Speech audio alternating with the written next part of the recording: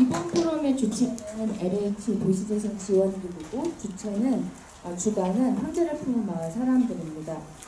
과배빵이라고 해서 저희가 고종이 커피를 좋아했잖아요. 그래서 저희가 황제를 품은 마을에서 만들어본 것들이 막걸리.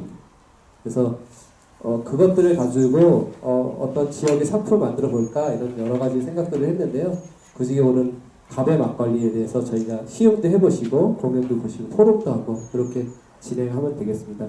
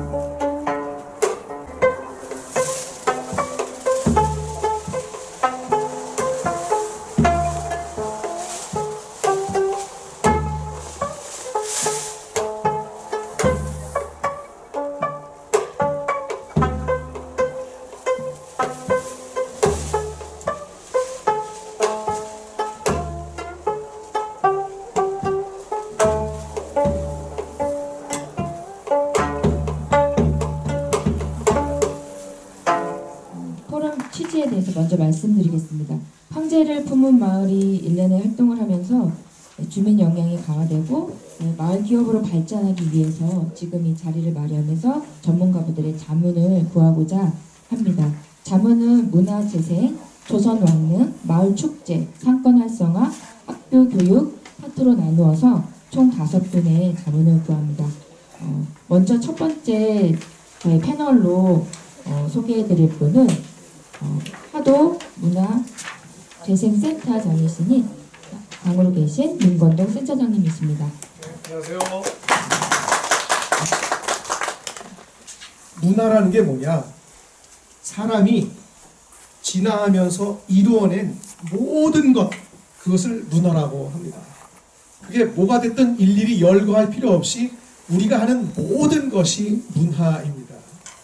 근데 이 문화를 가지고 생태계를 어떻게 조성할 거냐, 이게 이제 주로 서울이나 수도권에서 마을 공동체를 시작할 때 마을 생태계 조성이란 단어가 12년, 13년에 나오기 시작하면서 생태계란 단어가 우리들 사이에서 많이, 그 다음에 행정용어에 가까운 조성이란 단어가 합쳐져서 생태계 조성이란 말을 각 분야에서 쓰고 있습니다. 그래서 도시재생하면 사실 이미 문화가 아주 큰 축이었었습니다. 그래서 이 문화적 도시재생을 제가 진행해 보면서 그게 화도의 경험이긴 하지만 남양주시 전체이든 또는 금곡 뉴딜에 있어서 문화라고 하는 카테고리를 놓치지 않겠다 만약에 생각한다면 저는 화도의 실패한 사례나 그래도 나름 진행된 사례들이 잘 정리가 돼서 남양주 전체 또는 금곡에 잘 접목이 됐으면 좋겠다, 그런 마음을 갖고 오늘 왔습니다. 특히 금곡 같은 경우는 여기 그 다음에 이것을 어떻게 축제화할 것이냐, 상권하고 어떻게 연결할 것이냐, 또 최근에 어쨌든 모든 거버넌스에 빠지지 않는 학교와 어떻게 할 것이냐. 우리가 많이 아는 것 같지만 실제로 제일 안 되는 것이 거버넌스입니다. 그래서 남양주 제가 화도에서 문화재생을 할 때 제일 많이 시간을 들였지만 제일 안 된 것이 아마 거버넌스가 아닐까 이런 생각을 합니다. 왜냐하면 마치 거버넌스는 어떤 것과 같냐면 책을 좋아하는 사람이 책을 서재에다가 막 꽂아놨고 막 몇백 권, 몇천 권이 되는데 책 제목을 보면 저 책을 읽은 것 같지만 실제로는 한 번도 들여다보지 않은 것과 똑같이 거버넌스는 해야 한다, 중요하다 다 알고 있고 거버넌스 한다고 하지만 실제로 제목만 보고 책을 아무것도 안 본 것처럼 거버넌스가 그렇게 겉도는 것 중에 하나입니다.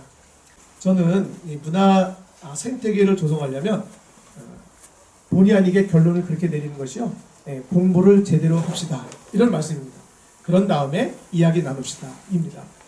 여기 계신 분들이 필요하다면 필요한 것들을 기본적으로 학습해 나가면서 소위 말하는 거버넌스, 그러다면 그 안에 필요한 스팟 프로그램 또는 파일럿 프로그램들도 정확히 하는 것이 중요하고, 그래서 배울 때 성공한 사례를 배우는 게 아니라 실패한 것을 배우면 안정적으로 성공할 수 있다. 이런.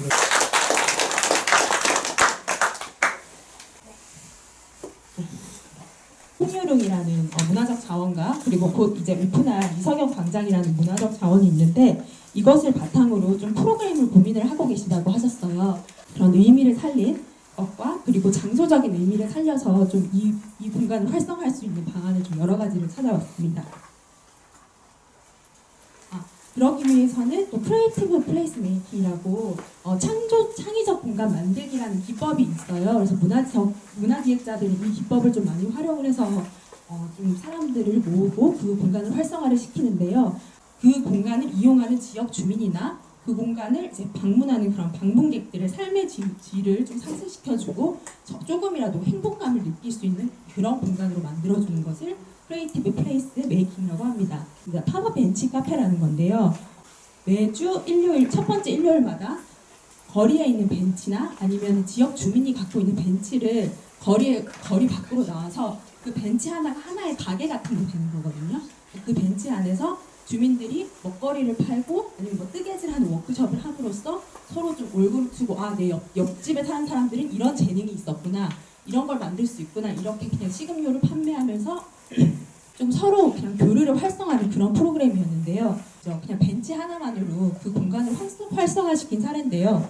이게 2014년부터 시작을 해서 네덜란드 암스테르담에서 출발을 했지만 지금은 홈페이지를 들어가면 전 세계적으로 이런 팝업 벤치 카페가 열리고 있고 전 세계적인 물결로 그렇게 바뀌었습니다.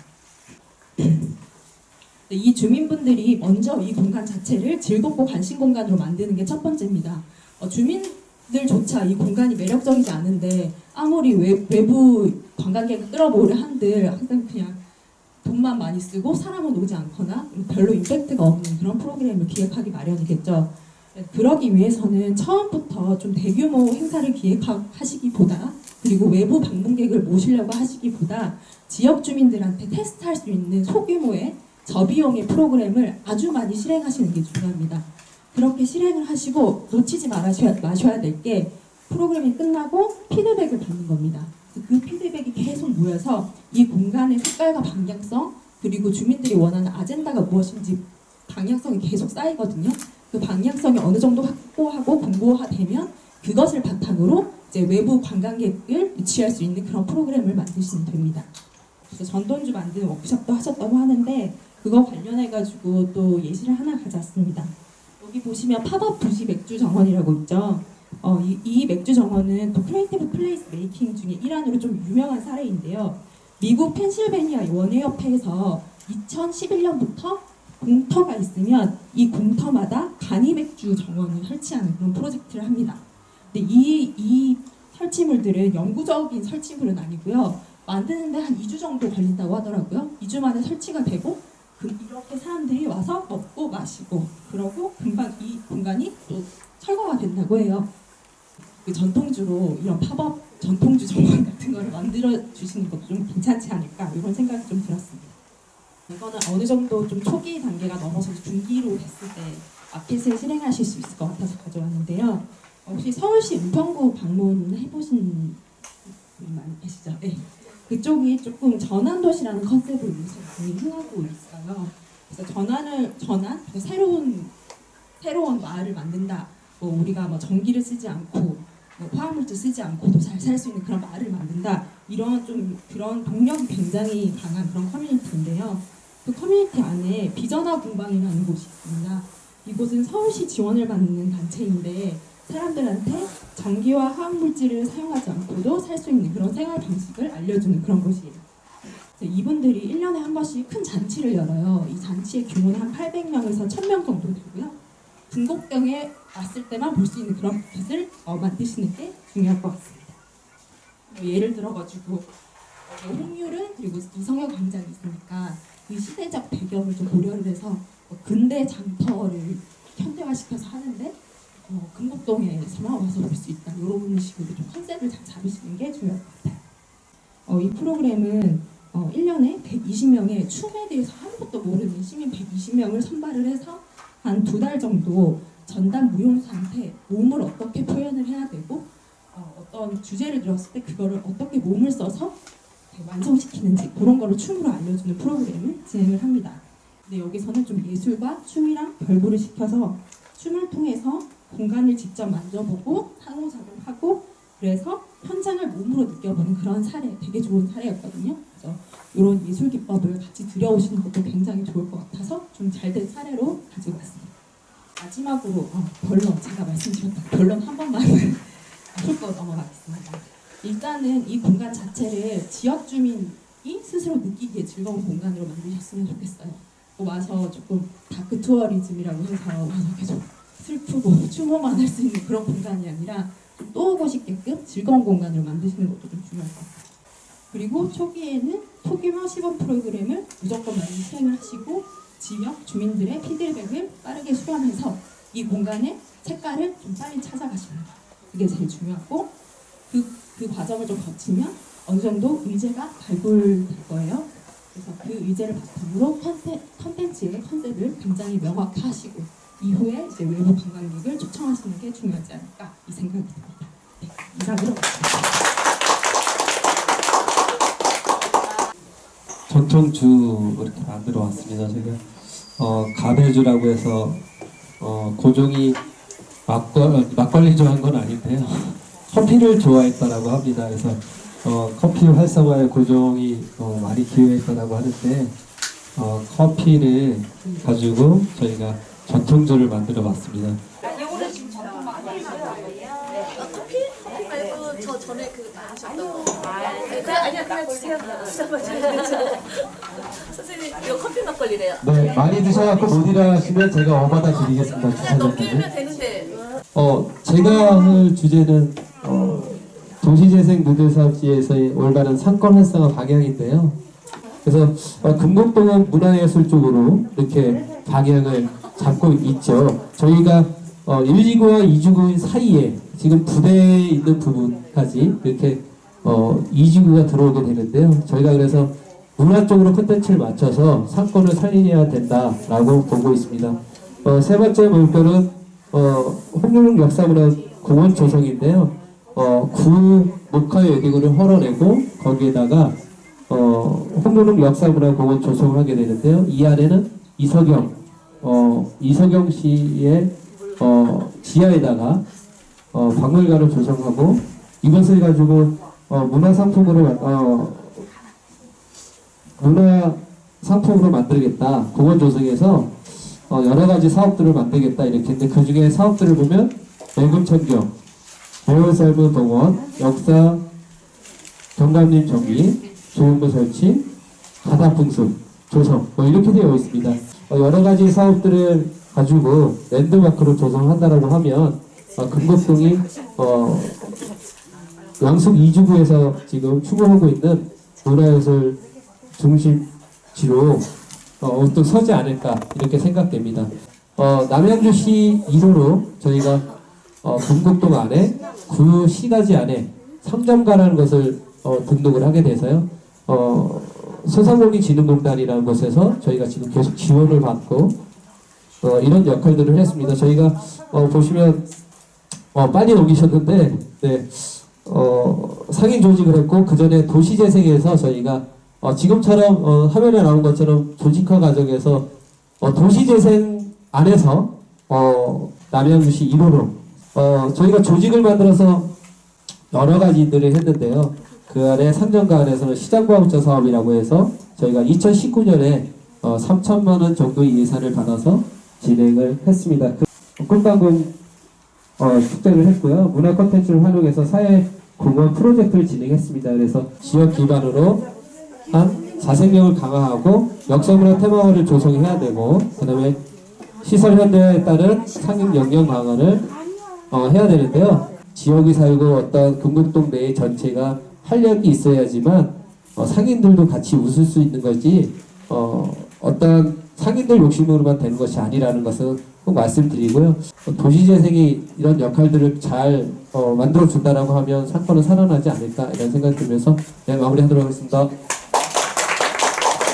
홍유릉은 그 고종 황제, 명성 황후, 그다음에 순종 황제, 또 그 황후가 계신데, 어쨌든 이 홍유릉에 대한 어떤 그런 이미지를 좀 긍정적이고 좋은 것으로 바꿔야 되고, 그래야지 사람들이 더 오게 되고, 또 그 관련된 교육 프로그램이나 콘텐츠 이런 것들을 많이 개발해서, 또 그 이쪽에 홍유릉 역사문화공원이 만들어지면 그런 것 같이 해서 시너지 효과가 날 수 있고 그럴 것 같습니다. 한국에 대한, 한국이라는 이름을 지으셨는지 그런 부분이라든지, 그 다음에 고종 황제가 가지고 계시던 어떤 그런 비전을 좀 더, 왜냐면 그게 이제 드러나지 않았으니까요. 그런 것들을 홍보하고 교육하면 좋을 것 같다, 이런 생각을 이제 가져봤습니다. 이 자유학기제를 이용해서 홍유릉과 연관시켜서 학생들한테 교육을 하고, 또 학생들한테 고종 황제가 근대화를 추진했지만 그게 근대화가 실패했다 하더라도 긍정적인 이미지를 많이 심어줄 수 있을 것 같아요.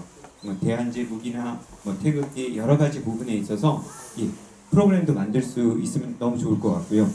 물론 이제 고종 임금님이 무조건 다 장점만 있었던 건 아니죠. 그래서 이제 장점과 단점을 균형적으로 잘 교육을 하는데, 그 고종 황제가 가지고 계시던 비전과 어떤 긍정적인 이미지 이런 것들을 해주면 주위에서 많은 사람들이 와서 이제 올 것 같다는 생각을 가져봤습니다. 감사합니다. 그 오두영 원장님도 얘기하신 게, 요즘 나오는 논문들은 고종 황제에 대한 좋은 점을 많이 이제 얘기하고 있습니다. 그래서 그런 것들을 해서 어떤 좋은 콘텐츠를 만들 수 있다고 이렇게 생각이 듭니다. 질문 하나 드리겠습니다. 아까 화도에 사업을 하시면서 선생님이 생각하시기에는 성공이신 것 같은데 종합적인 평가는 실패인 것 같다고 말씀을 하셨습니다. 그렇게 생각하시는 주된 요인이 무엇인지 궁금하고요. 예를 들어 도시재생이 됐던 문화재생이 됐던 원래 하려고 했던 목적을 이루었느냐 하는 거에 비하면 그 화도는 10개월짜리 사업이었기 때문에 사실은 성공의 유무를 가리기가 쉽지 않은, 그러니까 씨앗을 뿌리거나 파일럿 프로그램으로서의 역할만 하면 되는 것인데, 이제 사실은 이제 그 화도가 그 문화재생을 통해서 도약판을 삼아서 뉴딜로 선정이 된 거거든요. 그러니까 한편 보면 전략을 잘 짠 거예요. 앞으로 금곡의 뉴딜이 어떤 형태로 계속 더 진행이 돼야 될지 모르지만 지금이라도 거버넌스를 제대로 복원해야 되고, 소규모로 이런 거 해보면 어떨까. 그런데 이게 생각 많지 뭔가를 하기가 접목시키거나 내 걸로 하기가 사실상 쉽지가 않은 거예요. 그래서 구체적인 설명을 좀 듣고 싶어서 말씀. 그 프로그램을 왜 하는지에 대한 그 why, 왜 하는지에 대한 why가 굉장히 분명하셨거든요. 예. 진짜 문제가 뭐고 해결하고 싶은 게 뭔지 그게 먼저 분명하게 나와야지만 DNA 하나를 설정을 하시고 그거를 바탕으로 좀 여러 가지 프로그램을 가지치기를 해 나가시면 조금 더 그 추진력을 얻어서 앞으로 나아가실 수 있지 않을까 이런 생각이 조금 듭니다. 제가 한마디 드릴까요? 금곡에 맞는 것은 여러분들이 만들어내야 돼요.